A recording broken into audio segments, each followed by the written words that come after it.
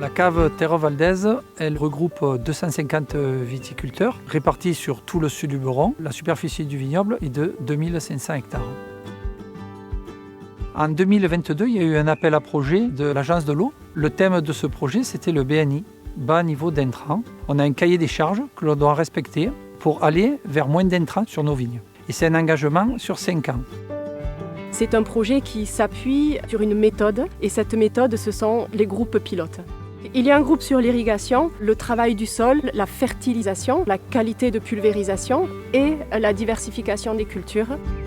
On sait qu'il y a beaucoup de réglementations, beaucoup de cahiers des charges ou cahiers des pratiques qui imposent certaines façons de travailler. On n'explique jamais comment il faut s'adapter. Et l'idée des groupes pilotes, c'est de faire des petits groupes de coopérateurs sociétaires, de les faire travailler avec des experts agronomes, des experts techniques, pour qu'ils puissent faire des expérimentations, de nouvelles techniques, de nouvelles méthodes, de nouveaux itinéraires culturaux. Et une fois que sur leur exploitation, ça marche, il y a de fortes chances que ça marche sur l'exploitation du voisin.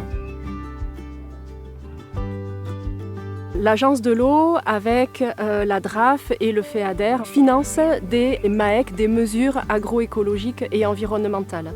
C'est un forfait à l'hectare qui vient en aide aux exploitations qui s'engagent à respecter un référentiel de viticulture de précision à bas niveau d'intrants.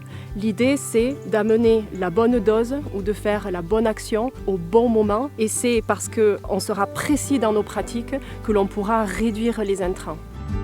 Ce projet, moi j'y crois beaucoup, il faudrait être novateur. On pourra faire des économies soit en fertile, soit en irrigation, soit en phyto. Nous voulons tendre vers une agriculture durable et viable.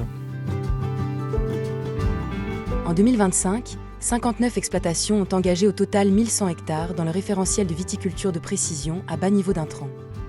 Cet engagement, d'une durée de 5 ans, se traduit par plusieurs objectifs concrets. Une réduction de 10% de l'usage des fongicides, puis de 90% des herbicides à partir de la 3e année. La mise en place d'un enherbement couvrant au minimum un rang sur 2 pendant 7 mois. La préservation et le développement d'infrastructures agroécologiques. L'analyse des sols par la réalisation d'une fosse pédologique lors de toute installation de système d'irrigation. Plus largement, il implique l'adoption de nouveaux itinéraires culturaux ainsi que le partage de ces pratiques et retours d'expérience avec l'ensemble des coopérateurs de la cave.